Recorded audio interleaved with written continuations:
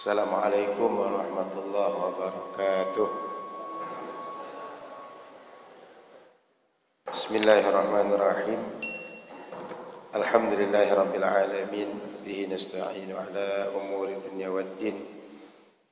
Asyhadu an la ilaha illallah wahdah wa asyhadu anna Muhammadan abduhu wa rasuluhu sallallahu alaihi wasallam la nabiyya ba'dah.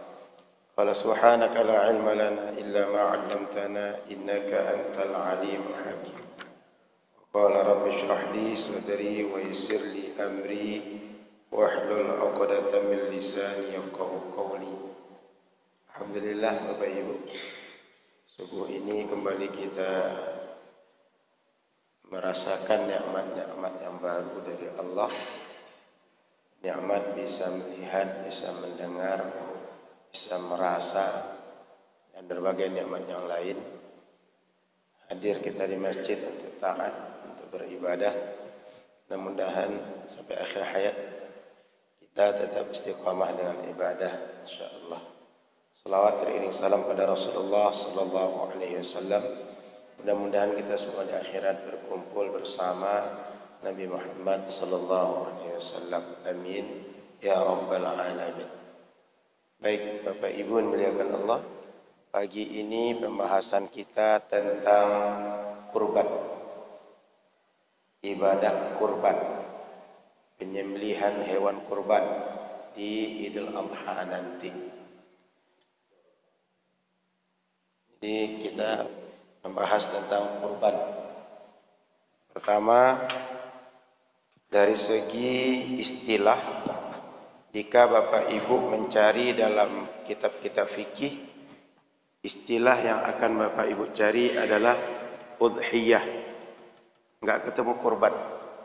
Udhiyah. Ini istilahnya. Jadi kalau cari di kitab fikih, istilahnya udhiyah. Dari mana kata udhiyah ini? Dari kata-kata duha. Kenapa ada kata-kata duha atau tadhiyah juga bisa?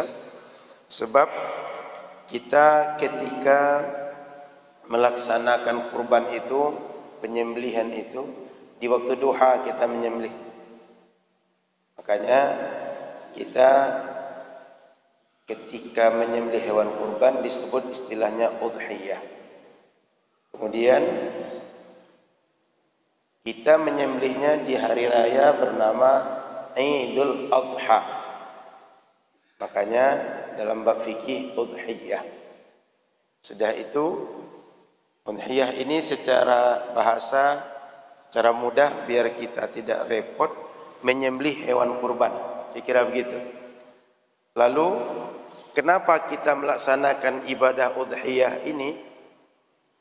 Perintah Allah dan Rasul. Sehingga dalilnya Al-Quran. Dalilnya sunnah. Lalu pemahaman Al-Quran dan sunnah itu disepakati oleh ulama. Ketika disepakati, nama kesepakatan itu ijma'. Kalau ada orang tanya, Ustaz, kalau sudah ada dari Al-Quran dan sunnah, kenapa ada ijma' lagi? Ini adalah untuk memastikan bahwa pemahaman Al-Quran dan sunnah itu sama semua orang. Sebab ayat Quran bisa saja ayatnya sama, tapi yang memahaminya beda-beda. Contoh yang familiar ketika wudhu, basuh kepala gimana caranya? Itu ayatnya sama, tapi memahaminya ada yang diusap ke seluruh kepala, ada yang sebagian. Pernah dengar begitu Bapak Ibu? Maka ijma' ini diperlukan memastikan bahwa pemahaman Al-Quran dan Sunnah itu semua ulama sama, yaitu disyariatkan ibadah bernama udhiyah atau menyembelih hewan kurban. Artinya ulama umat Islam yang diakui keulamaan dia sepakat ibadah ini disyariatkan agama. Tidak ada perbedaan. Soal hukumnya apakah wajib atau hukumnya sunnah baru terjadi perbedaan. Tapi semuanya sepakat ini syariatnya berasal dari agama. bukan berasal dari adat manusia, bukan dari nalar manusia. Ini nampaknya bagus kita kalau hari raya ini kita sembelih hewan lalu kita bagi-bagi ke orang. Bukan pandangan bagus dan tidak, tapi syariat. Fasalli li rabbika wanhar. Kata Al-Quran, maka salat Idul Adha lah kalian. Lalu kemudian sembelihlah oleh kalian hewan kurban. Di dalam hadis Nabi, dhaha bikabshaini amlahaini aqranaini dzabahahuma biyadihi wa samma wa kabbar. Nabi ketika Idul Adha disembelihnya 2 ekor kibas yang sudah besar, yang tanduknya sudah besar, disembelih langsung oleh Rasul. Ketika menyembelih, Rasul sallallahu alaihi wasallam membaca bismillah dan beliau membaca takbir. Lalu wa wada'a rijlahu ala safahihima. Dan Rasul ketika menyembelih itu ditahannya hewan tadi dengan kakinya sehingga dia menyembelih dengan tangan sendiri, lalu ditahan oleh kaki beliau supaya hewan ini tidak menggelepar, tidak lari. Artinya Rasul sembelih hewan kurban, beliau sembelih sendiri, beliau baca bismillah, beliau takbir ketika menyembelih. Maka berdasarkan ayat dan hadis tadi, sepakat ulama kurban ini ibadah yang disyariatkan oleh agama. Ini poin penting. Sudah itu timbul pertanyaan, apa hukumnya? Kurban ini hukumnya apa? Sebagian ulama menyebutkan hukumnya wajib. Mayoritas menyatakan hukumnya sunnah muakkadah. Sunnah yang sangat dianjurkan. Selagi bisa jangan ditinggalkan. Karena Rasul, para sahabat, para ulama setelahnya selalu berusaha untuk mewujudkan kurban ini. Bahkan kata Rasul, laisa minna man kana lahu sa'ah wa lam yudhhi. Tidak termasuk umat kami mereka yang mampu kurban tapi tak mau kurban. Nabi marah, tak suka umat dia mampu melaksanakan taat tapi dia enggak taat. Dia mampu kurban tapi enggak mau kurban. Maka Nabi menafikan, ingkar. Bukan Nabi tak mengakui sebagai umat sebenarnya, tapi Nabi ini umat ini hanya pengakuan saja dia sebagai taat, tapi tidak wujud taat dia. Kira-kira begitu. Maka hukumnya mayoritas ulama mengatakan sunnah muakkadah. Sehingga kalau ada orang tidak melaksanakan kurban, dia tak berdosa. Kalau dihukumi wajib, maka orang yang meninggalkan hukumnya dia dosa. Orang yang mampu enggak kurban, dia dosa kalau tidak kurban. Baik. Kemudian sunnahnya atau wajibnya kapan atau apakah sekali seumur hidup? Tidak. Ini adalah ibadah setiap tahun. Maknanya, kalau sanggup tahun ini, kurban. Sanggup tahun esok, kurban. Sanggup lagi tahun selanjutnya, kurban. Sanggup lagi tahun berikutnya, kurban. Bila perlu 70 tahun kita sanggup kurban sampai meninggal nanti, setiap tahun kita ikut kurban. Jadi, jangan nanti kira, Ustaz, saya ada kurban tahun lalu dah, tahun ini enggak usah lagi kurban. Jangan. Setiap tahun kalau kita sanggup, dianjurkan, disuruh, dituntut oleh syariat, kurbanlah. Lalu pertanyaannya, siapa orang yang dianggap atau disuruh oleh syariat melaksanakan kurban ini? Kriteria orang. Kita bahas. Satu, orang yang disuruh oleh syariat berkurban ini pertama dia muslim. Karena setiap muslim yang disuruh taat. Kalau tidak muslim, tidak kuat dia taat. Siapa yang disuruh kurban? Muslim. Yang kedua, orang muslimnya sudah berakal. Sehingga yang belum berakal atau badan besar tapi tak berakal, tidak disuruh kurban. Yang ketiga, baligh. Anak-anak enggak disuruh kurban. Yang keempat, mampu. Tapi kalau anak-anak dia disediakan kurban atau dibiayai kurban oleh orang tuanya, sah. Cuma dia tidak dituntut dari harta dia. Tidak diambil dari harta dia.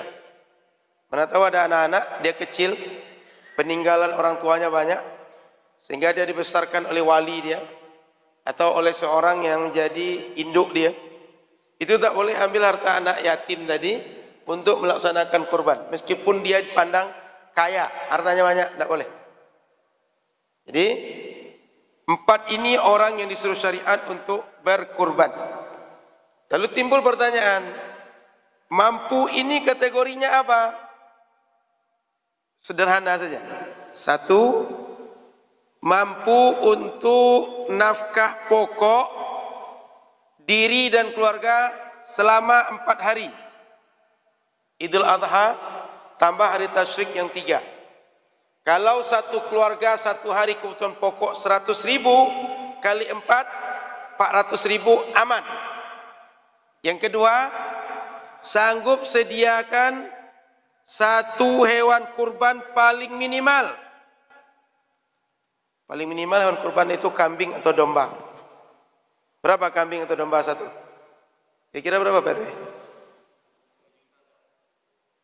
2,5.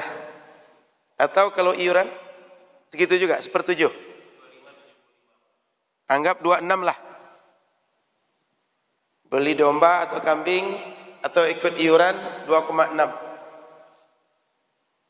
400 tambah 2,6. Untuk 4 hari itu ada. Kita dianggap mampu kurban. Tidak ada hutang yang mesti dibayar dalam 4 hari ini. Di waktu yang lain baru dibayar. Tidak ada tagihan BPJS, tagihan iuran bulanan untuk mobil, untuk rumah, segala macam. Pokoknya dalam 4 hari ini kebutuhan kita cuma kebutuhan pokok, setelah itu untuk kurban. Sudah dianggap mampu kurban oleh syariat. Jadi standarnya enggak terlalu tinggi. Maka tidak ada standarnya sudah menikah atau belum, sudah haji atau belum, sudah sunat atau belum. Enggak ada standar sudah kerja atau belum, sudah punya rumah atau belum. Enggak ada standar gitu. 4 hari aman, kebutuhan pokok. Lebih dari itu, bisa sediakan paling minimal hewan kurban. Kambing atau domba. Atau ikut iuran 1/7 dari hewan kurban. Kita sudah dianggap mampu. Ini kalau standar ini kira-kira banyak yang mampu atau tidak? Banyak yang mampu. Tapi yang mau tak sebanyak yang mampu. Maka Bapak Ibu yang dirahmati Allah Subhanahu wa taala, ini kriteria yang mudah. Muslim dia, berakal dia, baligh dia, mampu. Mampu ini selesai nafkah 4 hari yang pokok. Ini enggak masuk jalan-jalan nih. Yang dihitung pula sudah jalan-jalan ke Padang, sudah jalan-jalan ke berbagai tempat wisata. Cukup kebutuhan pokok, mampu menyediakan hewan paling minimal untuk kurban, dianggap mampu kurban. Di standarnya mudah. Ini kalau dihitung angka, anggap 3 juta hari itu kurban kita. Jadi tidak mesti punya ratusan juta, puluhan juta saving baru kurban. Tidak. Jangan-jangan nanti nunggu-nunggu itu tidak pernah seumur hidup kita kurban. Kurbanlah sekarang sebelum nanti kita menyesal. Kalau timbul pertanyaan, Ustaz, ngapain kita kurban Ustaz? Untung enggak saya kurban itu? Menurut Bapak Ibu, untung enggak kurban itu? 1, kalau kita kurban, kita kan nyembelih hewan kurban, digorok lehernya. Setelah digorok, jatuh darah. Sebelum darah itu jatuh, orang yang berkurban diampuni Allah. Belum sampai dagingnya pada masyarakat Bapak Ibu. Baru hewan tadi jatuh darahnya. Belum sampai darahnya ke tanah lagi. Yang berkurban sudah diampunkan oleh Allah. 1. Yang kedua, di akhirat semua hewan kurban kita itu akan datang dengan kukunya, dengan bulunya, akan datang dengan tanduknya untuk menunjukkan dia utuh datang nanti itu. Apa gunanya dia datang? Dia datang untuk menjadi saksi dan beri syafaat untuk kita. Saat kita susah, kita takut masuk neraka, hewan itu menolong kita. Dia bersaksi di hadapan Allah, ya Allah, saya dulu dijadikan hewan kurban oleh Tuhan yang ini. Hari ini ya Allah, saya bersaksi dia hamba Engkau yang taat. Selamatkan dia ya Allah. Jadi enggak pernah rugi orang yang kurban. Belum lagi yang lain. Saya cukupkan dua ini. Maka kalau ingin selamat di akhirat, kalau ingin diampuni Allah, kurbanlah. Masih ada waktu. Masih bisa daftar Pak RW? Masih bisa. Jadi kalaupun Ustaz saya tidak ikut di masjid ini, ingin buat sendiri di rumah, silakan. Ingin kirim ke kampung atau buat di masjid yang satu lagi, silakan. Yang penting berkurban. Jangan sampai tidak. Karena ini urusannya dengan Allah langsung. Lalu Bapak Ibu rahmati Allah Subhanahu wa taala, bila kita sudah memutuskan kurban, kurban ini nanti didetailkan hukumnya.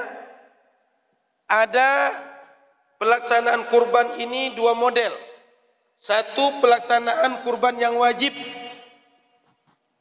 yang satu lagi sunnah. Maksudnya wajibnya gimana Ustaz? Saya bernazar akan kurban, jadi wajib bagi saya melaksanakan. Paham? Artinya kategori dia pelaksanaan dari kita, bukan hukum syariatnya, tapi kita melaksanakan. Ada yang wajib bagi kita melaksanakan, ada yang sunnah. Kapan dia wajib? Kalau kita nazar. Nazar itu dia sunnah, bisa jadi wajib gara-gara kita. Dia mubah jadi wajib gara-gara kita. Bila dia wajib, bila dia dinazarkan jadi wajib. Ini punya konsekuensi hukum Bapak Ibu. Apa konsekuensi hukumnya? Kalau wajib ini satu, daging tak boleh dimakan oleh peserta kurban. Sama sekali tidak boleh. Utuh dibagikan. Kalau yang wajib ini. Tapi yang sunnah ini boleh makan sebagian. Paham? Ini konsekuensi hukumnya. Yang kedua, ini hanya yang muslim saja yang boleh. Kalau ini, jika ada tetangga, ada orang susah di sekitar kita, ini masih boleh non muslim. Kalau dibagikan pada non muslim sekitar kita. Jadi konsekuensinya, yang wajib semua dagingnya mesti dibagikan. Yang non muslim boleh dapat. Yang sunnah boleh sebagian daging kita ambil. Sehingga peserta kurban dapat kupon 2, dia dapat kelebihan-kelebihan yang lain, silakan. Tapi yang wajib mesti dibagikan habis kepada orang lain. Paham Bapak Ibu? Maka kalau ada yang bernazar, jangan diambil. Berikan semuanya. Yang tahu otomatis kita. Panitia masjid enggak tahu. Kenapa? Karena kita yang punya niat. Kita yang bernazar dengan diri kita. Maka kitalah yang memutuskan bagaimana pelaksanaan pembagian daging ini. Baik. Sampai di sini paham? Oke. Saya tambah sedikit lagi, baru kita tanya jawab.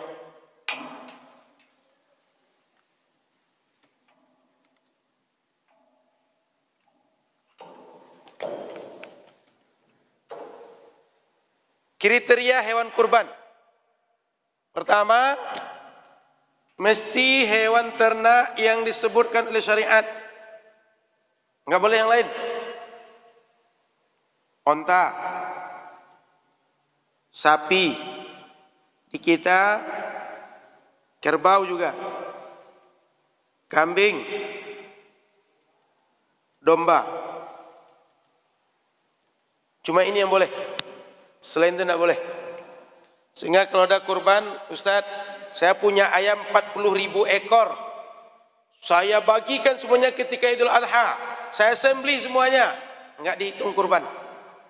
Ustaz, saya punya rusa. Barusan saya tangkap tadi malam. Idul Adha nanti saya sembelih, saya bagikan. Enggak dihitung kurban. Jadi, mesti hewan ini saja. Atau Ustaz, saya punya telur 1 kontainer. Saya bagikan semuanya. Enggak dihitung kurban. Hanya ini. Unta, sapi, kerbau, kambing, domba. 5. Lain itu enggak hewan kurban. Bila unta atau sapi yang 2 ini bisa untuk 7 orang. Enggak boleh lebih. 7 orang saja.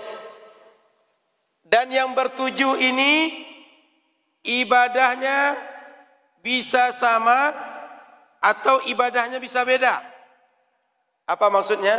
Sebagian Ustadz pengennya kurban, sebagian pengennya akikah, boleh. Sebagian pengennya kurban, sebagian pengennya bayar dam, boleh. Sebagian kurban, sebagian melaksanakan nazar, silahkan. Mungkin dia nazar, saya kalau tercapai maksud saya sembelih 1 ekor kambing, saya bagikan masyarakat, silahkan. Gabung di 7 ini. Ibadahnya sama atau beda? Paham ya? Sehingga kalau ada yang nitip, saya ingin ikut akikah, boleh tidak? Boleh. Lalu dagingnya nanti gimana? Ketika kita bagi daging kurban, lebih afdol yang mentah. Kalau akikah lebih afdol yang masak. Tapi boleh dibagikan masak atau mentah. Cuma di antara 2 yang boleh ini, yang afdol mana? Kurban mentah, kalau akikah masak. Jadi antara 2 afdol. Antara 2 yang boleh, mana yang lebih baik? Paham Bapak Ibu? Sehingga nanti, Ustaz, saya kan akikah, kok dibagikan mentah? Enggak usah protes. Kenapa? Karena hewannya sama. Repot orang nanti. Jadi kalau pengen dibagikan masak juga, boleh juga, tidak ada masalah. Sekalian masak untuk panitia kurban. Kan lebih solusi kan? Lalu kalau ada pertanyaan, Ustaz, boleh tidak panitia kurban memasak sebagian daging? Jika sedekahnya jelas, boleh. Tapi kalau tidak ada yang pemilik sedekah jelas, enggak boleh. Daging siapa yang kita masak? Karena itu pertanyaannya. Kalau tidak jelas kepunyaan siapa atau hak siapa, berarti kita memakan sesuatu yang tidak berhak untuk kita makan. Jadi kalau misalnya peserta kurban, Ustaz, ini sebagiannya kami sedekahkan untuk dilaksanakan oleh panitia kurban. Boleh dimasak. Jadi yang dimasak itu sedekah oleh panitia kurban. Dimakan oleh yang hadir di masjid, jamaah yang hadir, silahkan.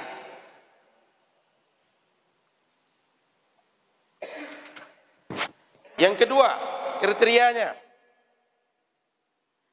Jika onta usianya 5 memasuki 6 tahun. Dia sudah 5 tahun, tapi sudah ujung, mau masuk 6 tahun. Sapi usianya 2 mau memasuki 3 tahun. Sudah di ujung 2 tahun usia dia, mau memasuki 3 tahun. Sudah itu kalau ini kambing sama, kerbau sama, domba yang beda. Domba usia 1 tahun, karena domba ini lebih cepat pertumbuhan, atau sudah ada giginya yang tanggal. Nah, itu sudah sah untuk jadi hewan kurban. Jadi kalau onta usia 5 tahun, hampir 6 tahun. Sapi, kambing di kita, kambing apa istilahnya kambing kita itu? kambing kacang, bandot. Nah, pokok kambing kita itu. Kerbau usia 2 tahun akan masuk 3 tahun. Dah ujung 2 tahun dia. Domba 1 tahun atau giginya sudah bertukar, sudah tanggal. Sudah itu, apakah harus jantan? Boleh jantan, boleh betina. Lebih baik jantan. Apakah harus gemuk? Boleh gemuk, boleh kurus. Lebih baik gemuk. Jadi, lebih baik jantan, lebih baik gemuk. Tidak mesti jantan, tidak mesti gemuk, tapi lebih baik saja. Yang ketiga, tidak boleh ada cacat. Ketiga kriterianya, tidak ada cacat. Cacat bagaimana? Semua cacat yang bisa mengurangi daging. Hilang tangannya satu, tidak sah. Telinganya hilang satu, tidak sah. Karena telinganya daging. Lidahnya tidak ada, tidak sah. Jadi semua cacat yang menyebabkan daging kurang enggak boleh. Termasuk mata rabun satu enggak sah. Telinganya pekak enggak sah. Kemana tahu kita panggil dia, kita suruh dia enggak ngerti dia. Enggak sah. Semua apapun penyakit pada hewan bisa menyebabkan daging berkurang, baik secara fisik ataupun psikologis, enggak boleh. Mana tahu ada hewan sudah di tempat rumput atau tempat yang biasa dimakan hewan, enggak makan dia, tapi dibawa ke tempat berpasir, berkerikil, berbatu, cari makanan dia, enggak sah untuk hewan kurban. Kenapa? Dia kalau tak makan dengan normal, dia tak gemuk, dia tak berdaging. Berarti hewan ini bingung. Berarti hewan ini ada penyakit jiwa. Kurang terhadap daging nanti. Tak sah kurban dengan hewan begitu. Dah, kita lanjut tanya jawab. Kriteria sudah, orang disuruh sudah, hukum sudah. Silakan Bapak Ibu, kita lanjut diskusi.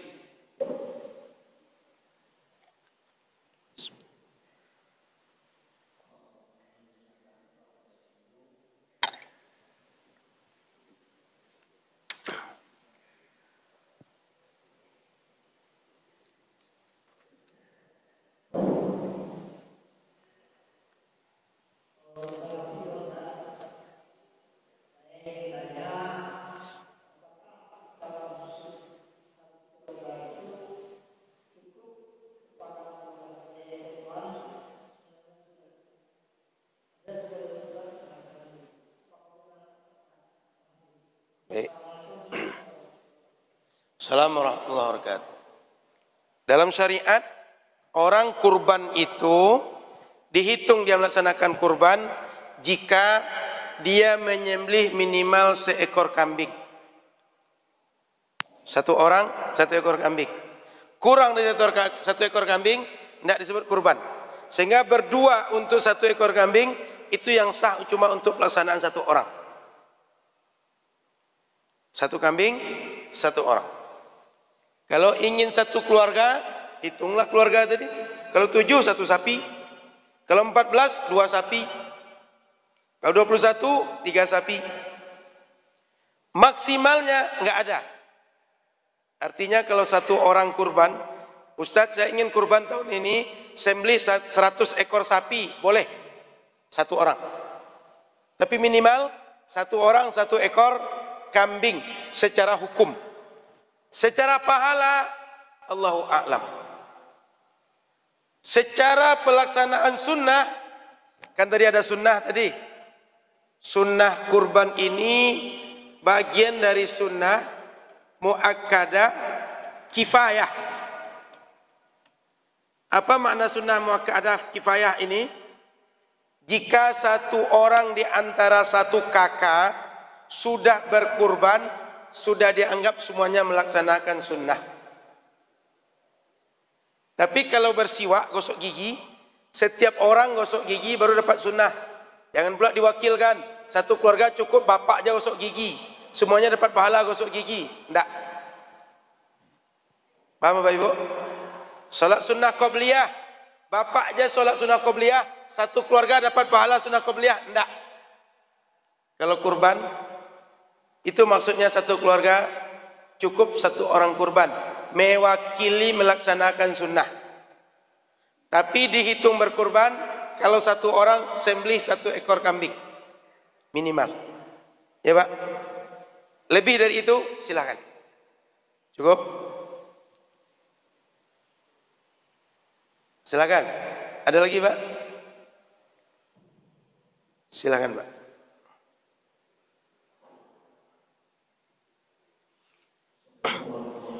Assalamualaikum warahmatullahi wabarakatuh.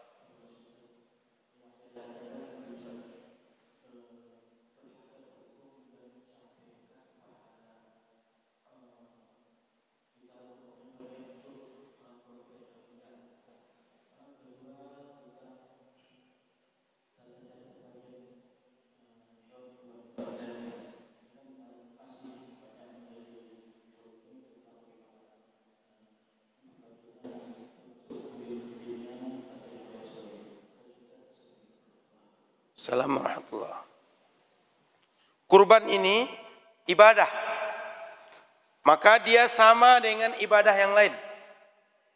Kita sedekah, niatkan pahalanya untuk orang lain atau atas nama orang lain, boleh. Haji kita laksanakan atas nama orang lain, boleh. Maka kurban sama.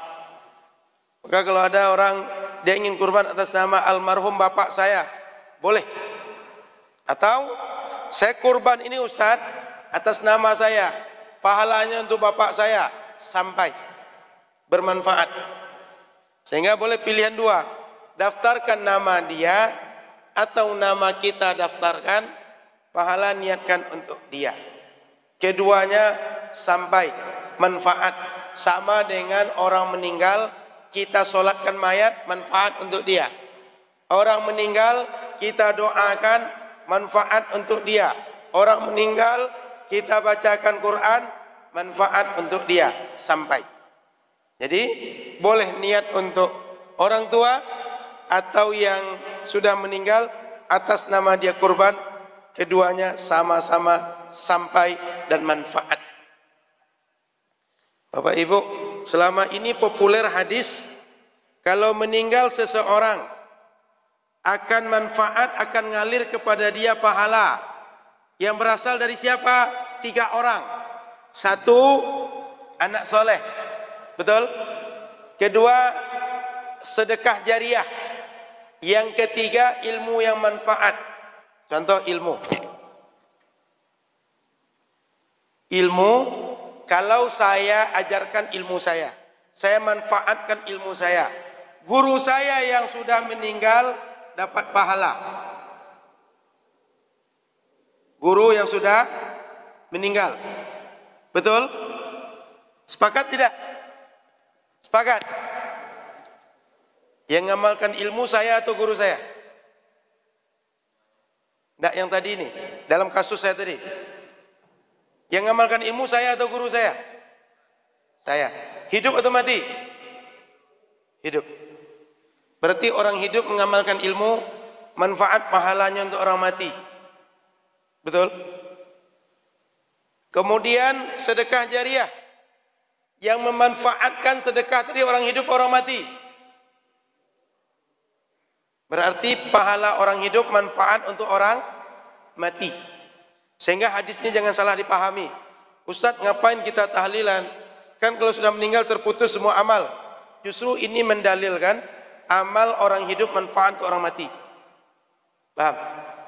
Karena selama ini banyak kita menyalahpahamkan pemahaman hadis ini. Dia tidak mau tahlilan, tapi dia menggunakan ayat, menggunakan hadis untuk mengikuti nafsu dia. Saya tak suka orang tahlilan. Kan di sini masih tahlilan apa? Meninggal orang, ngaji kita, bacakan Quran, doa kan? Masih di sini kan? Orang yang tak suka dalilnya biasanya hadis ini. Hadis ini dia kalau sadar justru menolak pendapat dia. Paham? Yang mengamalkan ilmu orang hidup, yang manfaat guru yang sudah mati. Anak soleh tadi berdoa dia, atau anak soleh tadi beramal. Yang beramal orang hidup, manfaat orang tua sudah meninggal. Paham? Baca Quran, yang baca Quran tadi orang hidup orang mati. Untuk orang manfaat pahala orang hidup untuk orang paham Bapak Ibu? Jadi kalau ada orang berdalil meninggal anak cucu Adam putus semua amal kecuali 3. Yang 3 ini bukti pahala itu ngalir untuk yang mati. Paham? Jadi kalau ada orang mengatakan hadis ini dalilnya enggak boleh kita tahlilan, itu orang tak tahu. Itu orang kalau dia tahu tidak amanah ilmu. Sudah itu kalau kita sambung ada hadis yang lain yang maknanya serupa dengan ini. Kita wakafkan Quran ke masjid atau wakafkan kepada ahli ilmu, diamalkan Quran ini, ngalir pahala ke kita. Yang baca Quran orang hidup orang mati. Yang dapat pahala, yang dapat manfaat orang mati. Jadi kalau ada orang pakai hadis ini, orang akal-akalan dalam menggunakan dalil syariat. Dia berbohong atas nama Nabi. Sehingga kalau ada orang ngaku kami ahlu sunnah, kami salafi, itu salafi yang tidak salaf. Itu ahlu sunnah yang berkhianat terhadap sunnah. Jadi sampaikan, kalau ada sekitar masjid yang ngaku salafi, enggak mau hadir tahlilan, dia salafi bukan salaf. Kalau dia bilang ahlu sunnah, dia khianat terhadap sunnah. Atau kalau dia tak tahu, dia diperbodoh oleh orang khianat terhadap sunnah. Itu PRW. Jadi kalau tidak mau dia tahlilan, berarti orang tadi kalau tidak bodoh, bongak. Itu aja. Sudah itu pembagian tadi lagi ya. Pembagian hewan kurban. Sebaiknya cukup 1/3 untuk orang yang kurban, sisanya dibagikan. Dibagikan semua silakan. Tapi sunnahnya, kalau yang sunnah kita melaksanakan seperti tadi, yang saya bagi wajib dan sunnah tadi, sebaiknya peserta kurban ikut makan, meskipun sedikit. Karena Nabi SAW ketika sembelih 100 ekor hewan saat beliau berangkat haji, itu masing-masing hewan tadi diambil sikit-sikit oleh Nabi, dimasak, dimakan dengan sahabat. Sudah itu dalam Al-Quran disuruh kita untuk kita makan sebagian, kita bagikan selainnya. Jadi sunnahnya ikut makan meskipun sedikit, lainnya bagikan. Kalau misalnya kita bagikan semua, boleh, tak ada masalah. Kalau tak dibagikan semua, tak usah kurban lagi. Dah sembelih kan, tapi tak dibagikan, tak usah kurban. Sembelih jangan untuk sendiri. Jadi sebagian kita ambil, selainnya bagikan. Ustaz, peserta kurban dapat 2 kupon, dapat 3 kupon, enggak ada masalah. Justru 1/3 ini banyak sebenarnya. Betul? Jadi dapat 2 kupon, 3 kupon, 1 kupon, silakan. Teknis silakan atur. Sudah itu, gimana kalau kita punya kulit? Kulitnya diapakan? Kulit itu diambil oleh orang yang berkurban, boleh. Diberikan kepada orang lain, boleh. Dijual oleh orang yang berkurban, enggak boleh. Saya kurban, kulitnya saya ambil, saya jual, enggak boleh. Man ba'a jildata udhiyati fala udhiyatalah. Kata Nabi, siapa saja orang dia jual kulit hewan kurbannya, seperti dia tak berkurban.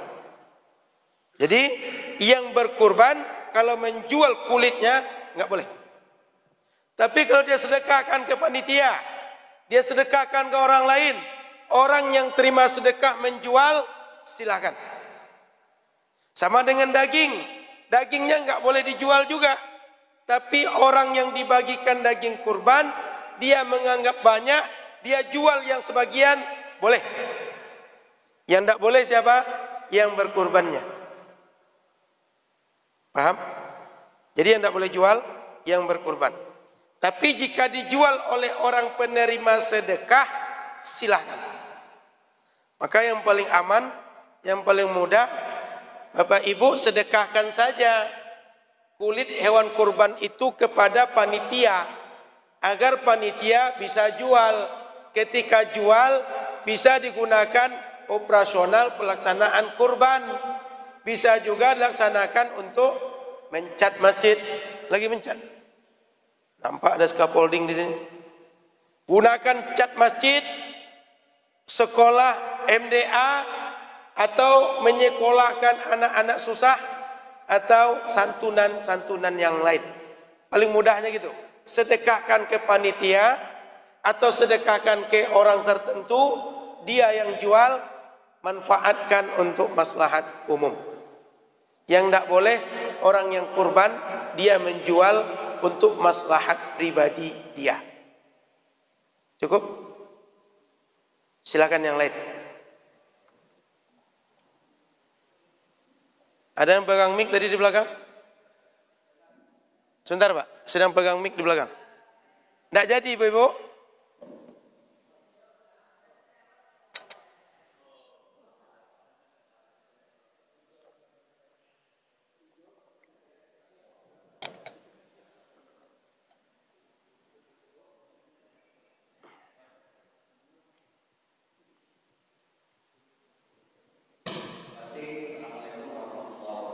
Assalamualaikum warahmatullahi wabarakatuh. Untuk ibadah akikah itu hewan sudah jelas. Kambing kalau laki-laki lahir itu juga disarankan untuk menyembelih dua ekor kambing. Kalau anak perempuan cukup satu. Sedangkan kalau berbuahan hewannya yang sudah saya tadi termasuk masyarakat tidak boleh kambing. Masyarakat ada kita tengok dia mau mengakikahkan anaknya yang telah lahir beberapa tahun belakang. Dia secara tidak mampu dia akikahkan anaknya, tapi dia gabungkan dengan hewan kurban sapi. Nah, saya belum mendapatkan dari apakah itu boleh karena syariat akikah itu jelas-jelas kambing. Nah, sekarang masyarakat bilang saya ingin mengakikahkan anak saya, tapi bergabung dalam hewan kurban selain dari kambing.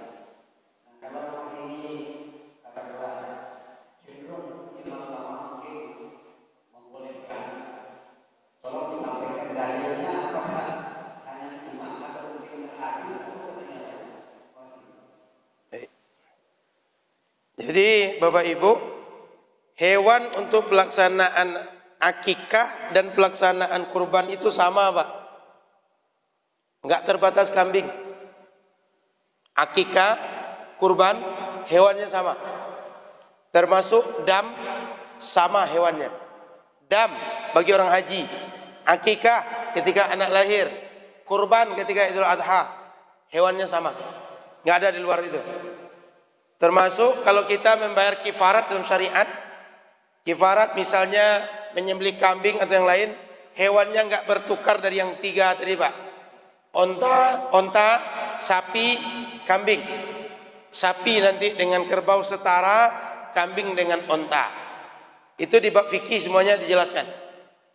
Sehingga akikah hanya dengan kambing itu tradisi kita, pemahaman kita, bukan hukum fikih. Hukum fikih, akikah, kurban, kafarat, dam, apalagi yang menyembelih-nyembelih. Apalagi Pak yang menyembelih? Yang hukum syariat menyembelih. Semuanya hewannya sama Pak. Yang kriteria tadi. Onta usianya sama. Tidak ada cacat. Kemudian jenisnya onta, kambing, sapi, domba. Jadi akikah itu tidak terbatas dengan kambing. Kalau ada orang akikah 1 ekor kerbau, 10 ekor sapi, sah akikah dia. Justru lebih baik. Kira-kira lebih baik mana Pak? 1 ekor kambing dengan 1 ekor sapi? Lebih banyak mana dagingnya? Lebih banyak mana uangnya? Jadi tidak terbatas dengan kambing. Semuanya ibadah-ibadah yang menyembelih syariat kriterianya sama. Baik akikah, baik kurban. Makanya saya jelaskan tadi, ibadahnya sama atau ibadahnya beda boleh. Sehingganya kalau ada orang akikah nitip dengan orang kurban, silahkan. Tidak ada masalah. Ini ibadah yang setara. Sehingga dalam fikih pembahasnya satu bab yang sama. Satu bab dibagi 2 sub. Kurban 1, akikah 1. Dalam kajian fikih. Sehingga kalau mencari pengkajian tentang akikah, cari dulu udhiyah baru dapat akikah. Gitu Pak. Babnya sama, subnya 2. Kurban 1, akikah 1. Jadi sama kriterianya Pak, enggak dibedakan. Hanya saja di kita dapat hadisnya Rasul akikah itu dengan kambing. Tapi enggak dibatasi. Ijma' ulama begitu. Semua mazhab sepakat bahwa akikah hewannya sama dengan kurban. Sudah itu timbul pertanyaan. Kalau akikah Ustaz, di antaranya akikah itu pertama buat perbedaan.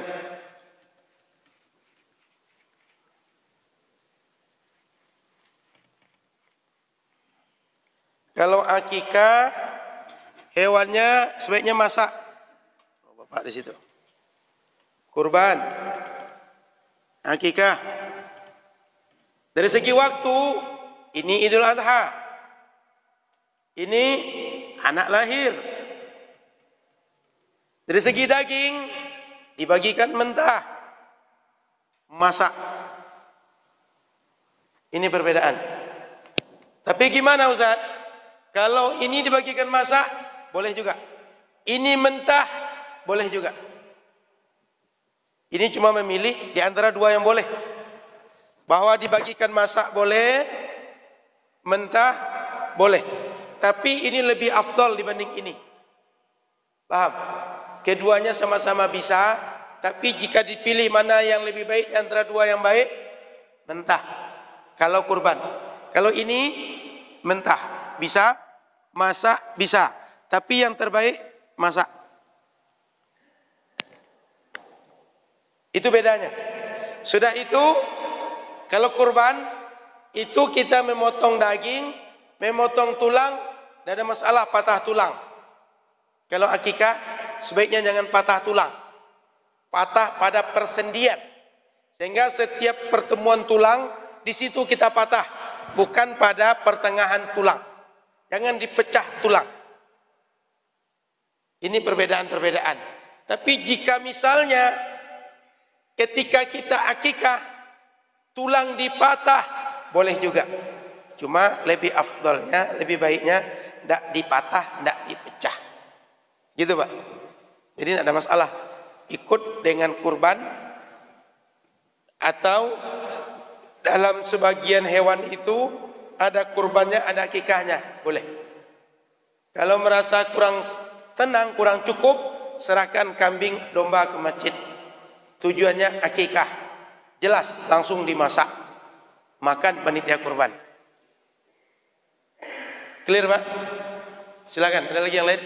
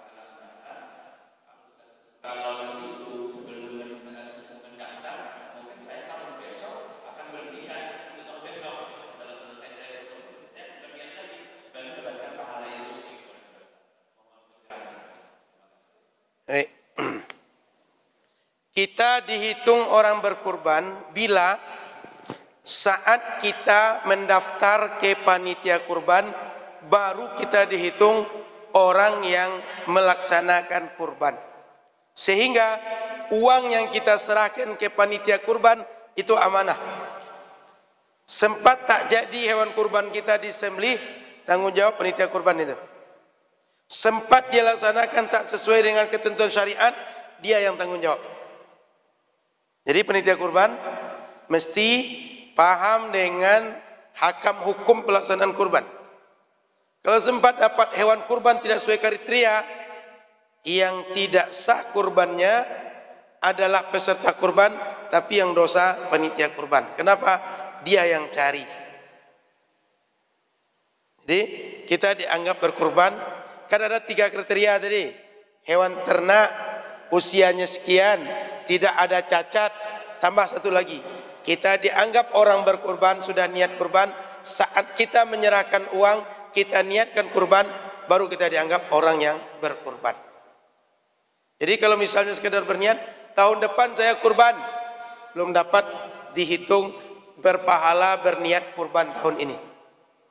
Jadi saat kita sudah diumumkan nih bahwa kita akan kurban satu orang sekian, lalu kita daftar. Saat daftar itu baru kita terhitung orang yang akan berniat kurban. Kapan mulai diampunkan pahalanya? Setelah disembelih tadi itu.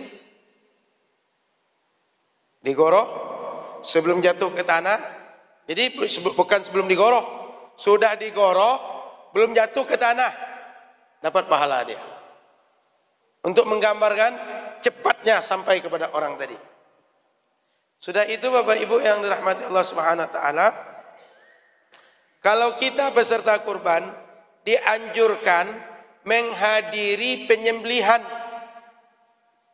Tapi kalau tak hadir sah juga, anjuran saja.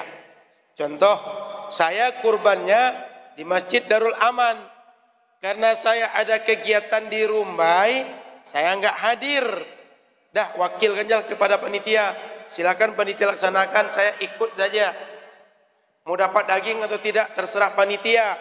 Tidak menghadiri sah kurban kita. Cuma kalau bisa menghadiri sebaiknya saksikan. Anjurannya begitu.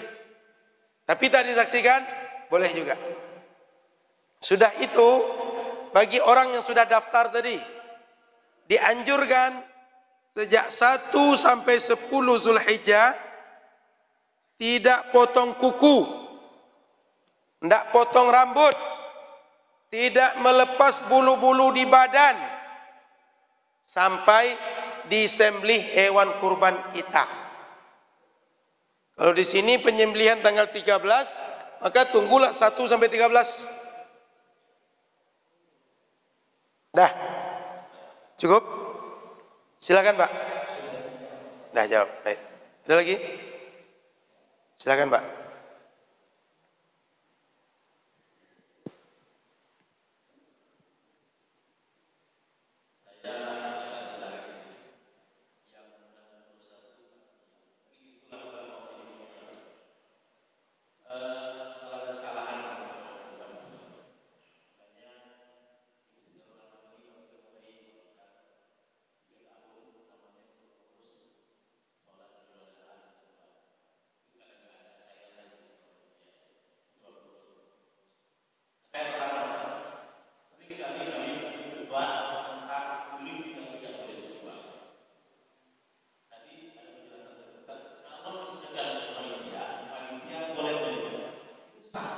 Sah.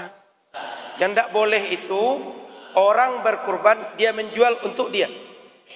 Misal saya kurban nih Pak, saya daftar nih. Kulit itu ke panitia kasihkan ke saya jual.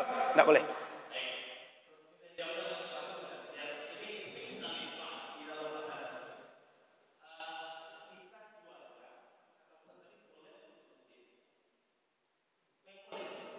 Jangankan untuk masjid itu Bapak boleh.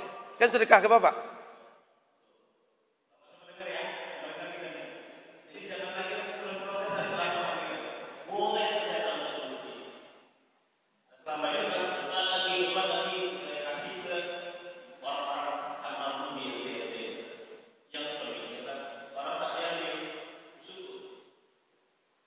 Mubazir.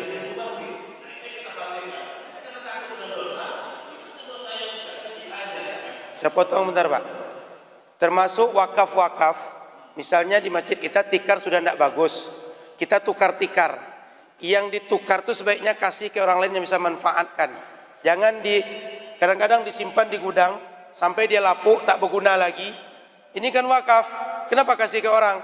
Justru dengan dikasih ke orang manfaatnya bersambung. Termasuk kalau masjid ada perbaikan, ada benda masjid dia tidak dipakai lagi tapi masih bisa manfaat. Bagus dikasih ke orang daripada dia ditaruh di gudang akhirnya lapuk tak berguna. Apa gunanya dimakan ke puyuh dibanding dikasih ke orang? Itu Pak, sering di masjid begitu. Kan kalau tukar-tukar karpet tuh, karpet nggak usah dikasih ke orang. Mungkin karpet ini Pak, bagi sebagian orang bisa manfaat. Atau bagi sebagian musola, dia susah cari karpet yang bagus, sisa kita itu bagi mereka bagus, kasih ke situ. Ngalir juga pahalanya kepada orang yang dulu wakaf. Lanjut Pak.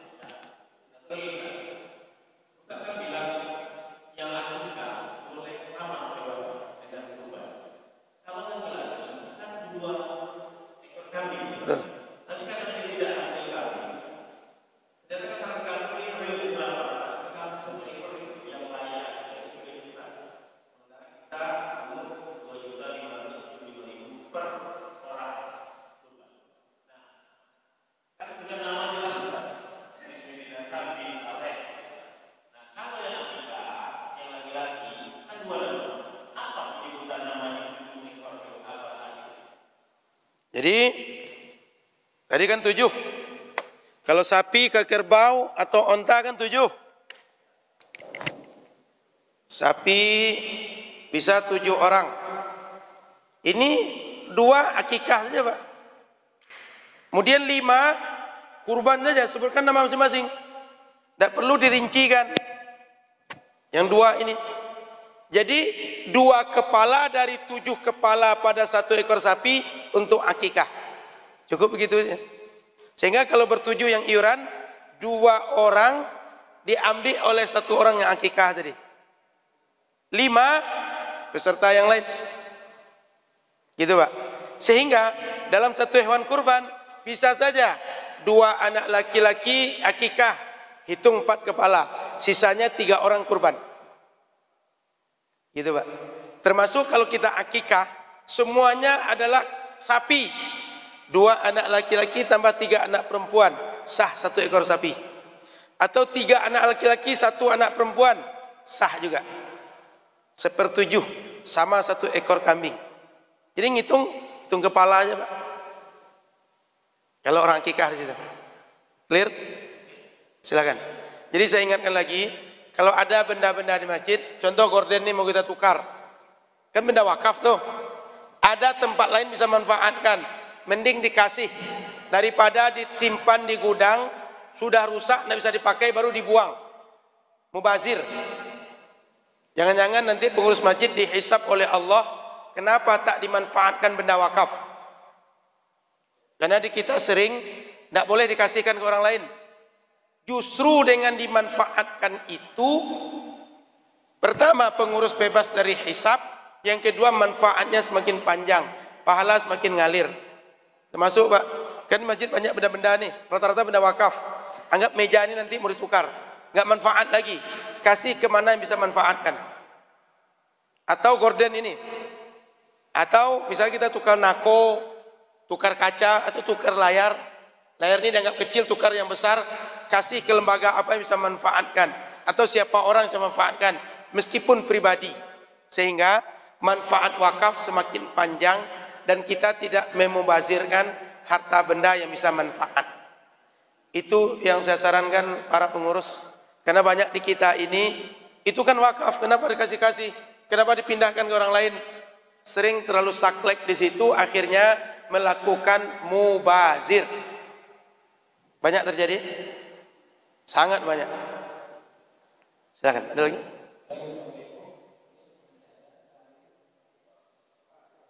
Alhamdulillah. Siap.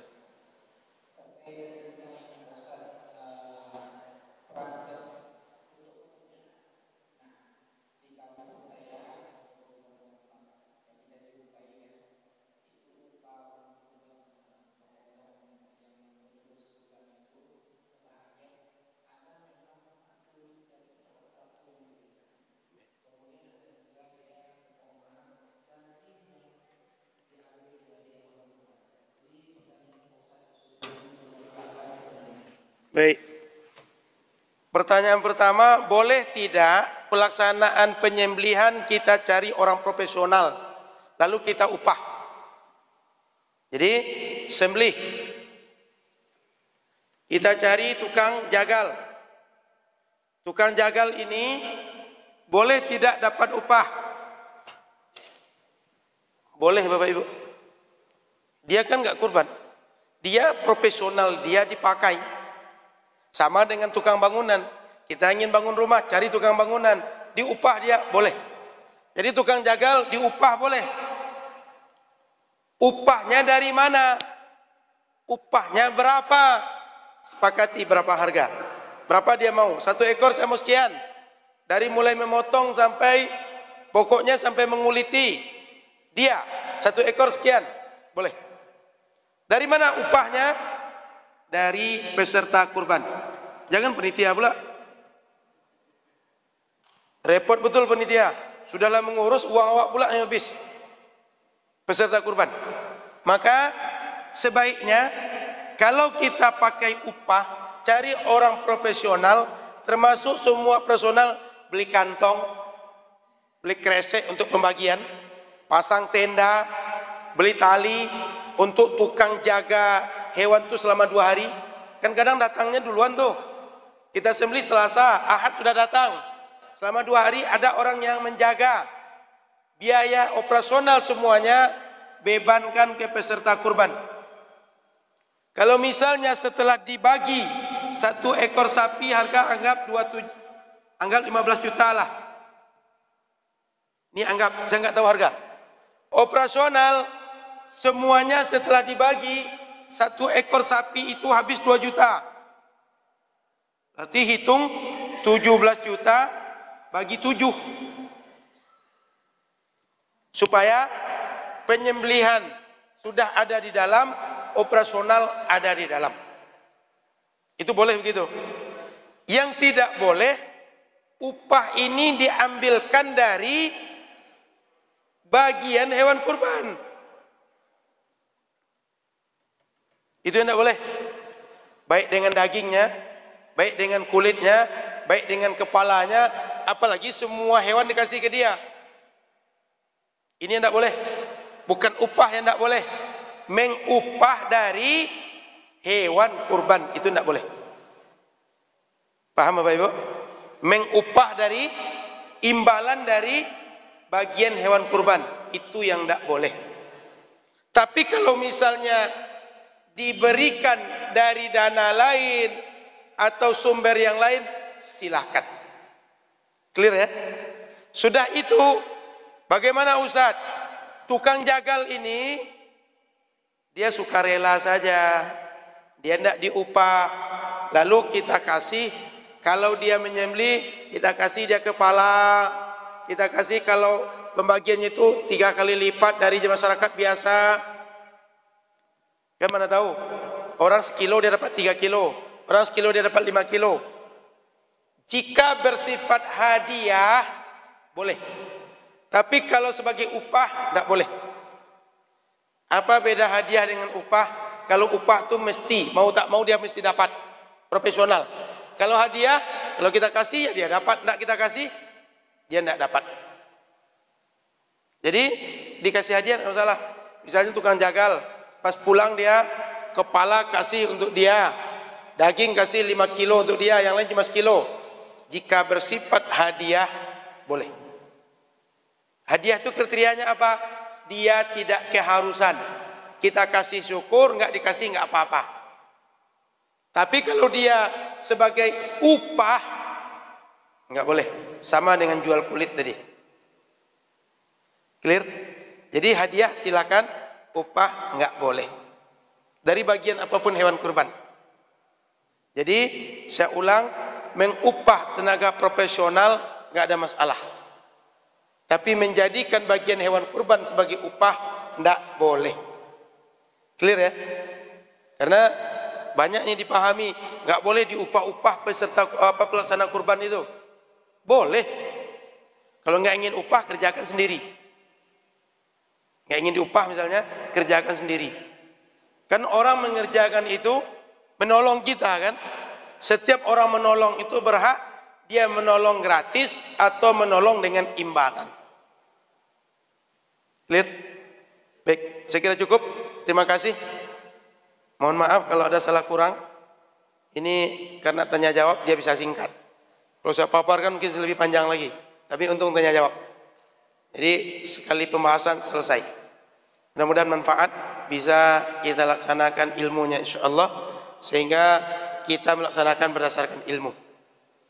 Subhanakallahumma bihamdika asyhadu an la ilaha illa anta astaghfiruka wa atubu ilaika. Assalamualaikum warahmatullahi wabarakatuh.